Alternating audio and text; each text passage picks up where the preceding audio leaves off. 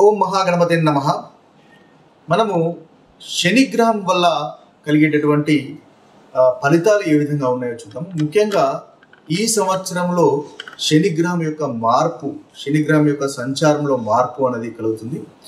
ఈ మాసంలో అంటే మార్చి నెలలో 29వ తేదీ రోజు శని మనకు కుంభరాశి నుంచి మీనరాశిలోకి సంచారం చేస్తున్నాడు.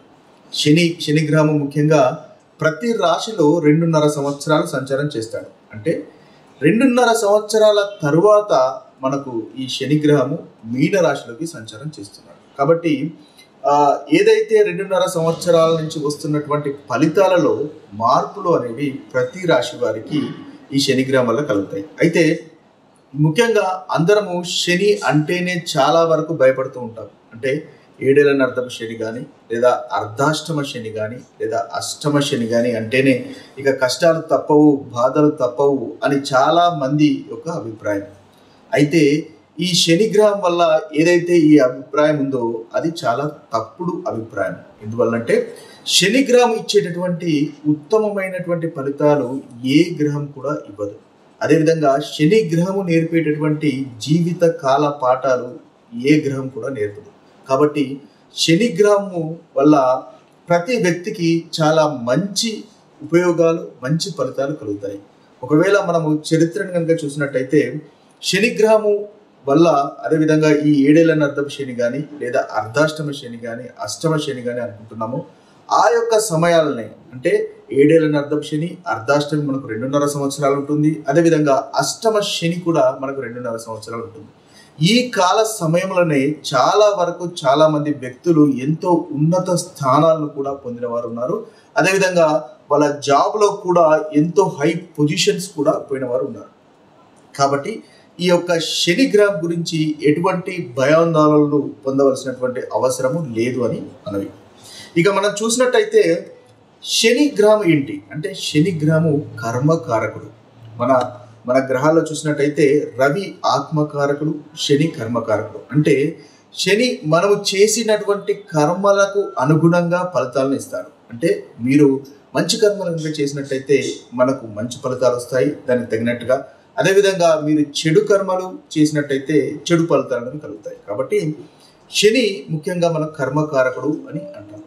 అదేవిధంగా మనకు భచక్రములు అంటే సహజ సిద్ధమైనటువంటి మనకు చక్రంలో మేషరాశి నుంచి కనుక చూసినట్టయితే శని మనకి దశమాధిపతి, అదేవిధంగా లాభాధిపతి. అంటే కర్మకారకుడు, అదేవిధంగా లాభకారకుడు కూడా. కాబట్టి మనకు ధనము బాగా రావాలి అంటే తప్పకుండా శనిగ్రహం యొక్క అనుగ్రహం అనేది తప్పకుండా కావాలి. అప్పుడే మీకు ధనము అనేది వస్తుంది.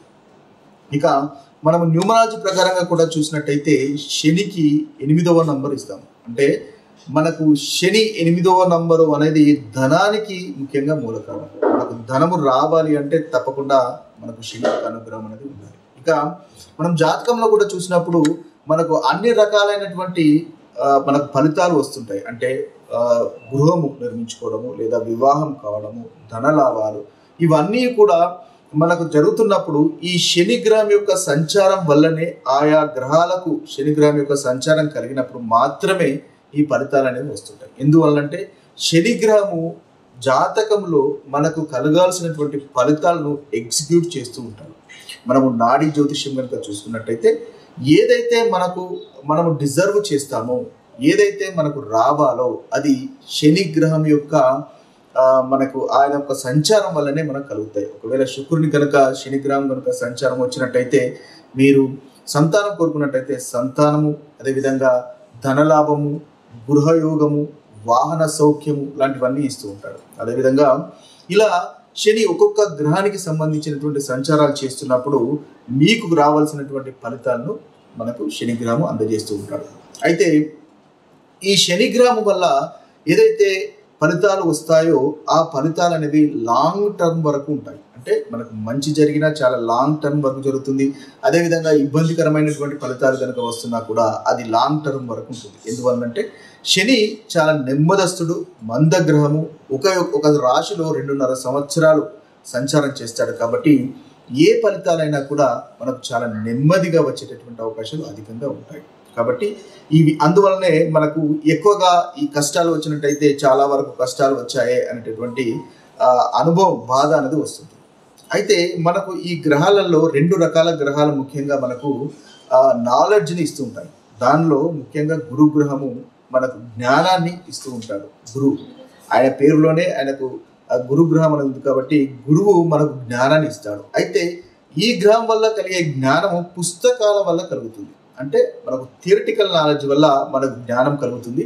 ఆ జ్ఞానాన్ని మనం ఉపయోగించుకొని మంచి పనులు చేస్తూ ఉంటాం, మనం అభివృద్ధి పొందుతూ ఉంటాం. అయితే శని గ్రహం వల్ల కూడా ప్రతి వ్యక్తికి జ్ఞానం అనేది కలుగుతుంది. కానీ శని గ్రహం ఇచ్చేటటువంటి జ్ఞానము పుస్తకాల రూపంలో ఉండదు, అనుభవపూర్వకంగా ఉంటుంది. అనుభవపూర్వకంగా అంటే ఏంటి? మనకు జీవితంలో కష్టాలు కలిగించి తద్వారా ఏదైతే మనకు రావాల్సినటువంటి జ్ఞానాన్ని ఆయన అందజేస్తుంటారు. కాబట్టి జీవిత పాఠాలు, జీవిత సత్యాలు అనేవి మనకు దాదాపుగా ఏదైతే శని గ్రహం వల్లనే కలుగుతూ ఉంటాయి. ఆ యొక్క శని దశ అంతర్దశలు కానీ మనం అనుకున్నట్టుగా ఏదైనా అర్థం శని, అర్ధాష్టమి, అష్టమ శనులు వచ్చినప్పుడే జీవిత సత్యాలు అనేవి మనకు బోధపడుతూ ఉంటాయి. తద్వారా మనకు మన ప్రవర్తనలో మార్పు అనేది రావడం ద్వారా మనకు అభివృద్ధి అనేది జరుగుతూ ఉంటుంది. ఒక ఉదాహరణ కనుక తీసుకున్నట్టయితే మనకు ఒక గాయము అయింది అనుకోండి. కాబట్టి ఆ గాయము నయం కావాలి లేదా ఏదైనా వ్యాధి నయం కావాలి అంటే దానికి సంబంధించినటువంటి ఆపరేషన్ చేయవలసినటువంటి అవసరం ఉంటుంది, దానికి స్టిచెస్ చేయవలసినటువంటి అవసరం ఉంటుంది. కాబట్టి ఈ ఆపరేషన్స్కు స్టిచెస్ చేయడానికి మనము ఎంతో కొంత బాధను అనుభవించవలసినటువంటి అవసరం ఉంటుంది.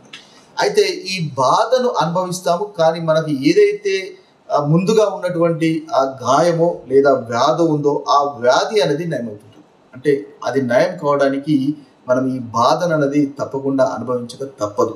అదే శనిగ్రహం యొక్క అనుగ్రహం అన్నమాట. అందువల్ల శనిగ్రహం యొక్క ప్రవర్తన విధానం అనేది ఆ విధంగా ఉంటుంది. కాబట్టి ఈ శనిగ్రహం గురించి ఎవరు భయపడవలసినటువంటి అవసరం లేదు. ఆయన వల్ల ధనలాభము, చాలా అభివృద్ధి అనేది జరుగుతుంది. అయితే ఈ శనిగ్రహం మనకు ఈ సంవత్సరంలో ముఖ్యంగా ఈ మార్చి 29వ సంవత్సరంలో మనకి కుంభరాశి నుంచి మీనరాశిలోకి వెళ్తుంది. కాబట్టి ఆయన కలగజేస్తున్నటువంటి ఫలితాలు ఏ విధంగా ఉన్నాయో చూద్దాం. కర్కాటక రాశి వారికి ఈ శనిగ్రహం యొక్క మార్పు వల్ల కలిగేటటువంటి ఫలితాలు కనుక ఒకసారి మనం గమనించినట్టయితే, ఏదైతే కర్కాటక రాశి వారికి అష్టమ శని 8వ రాశిలో శని సంచారం చేస్తున్నాడో ఈ లాస్ట్ 2.5 సంవత్సరాలు ఎలాంటి ఇబ్బందులు, చాలా బాధలు పడి ఉంటారు. ఆ బాధలు, ఇబ్బందులు అనేవి కర్కాటక రాశి వారికి ఇక నుంచి తొలగిపోతున్నాయి. మార్చి 29 నుంచి మీకు శని ఎప్పుడైతే 9వ భావంలో అంటే 9వ భావంలో సంచారం చేస్తాడో మీకు చాలా చక్కటి ఫలితాలు అనేవి రాబోతున్నాయి. ఇంకా 2.5 సంవత్సరాలు మీరు ఏదైతే ఈ బాధలు అనుభవించారో ఆ బాధల నుంచి రిలాక్స్ కావచ్చు. మంచి ఫలితాలు అనేవి శనిగ్రహం వల్ల మీకు కలుగుతున్నాయి. ఈ యొక్క సంచారం మీకు అనుకూలంగా ఉంటుంది. అయితే కొత్త పనులను మీరు ఈ నెక్స్ట్ మార్చి 29 తర్వాత నుంచి కొత్త పనులు చేపట్టేటటువంటి అవకాశాలు కనిపిస్తున్నాయి. ధైర్యంగా ముందుకు వెళుతారు, తద్వారా మంచి ఫలితాలు కర్కాటక రాశి వారు పొందగలుగుతారు.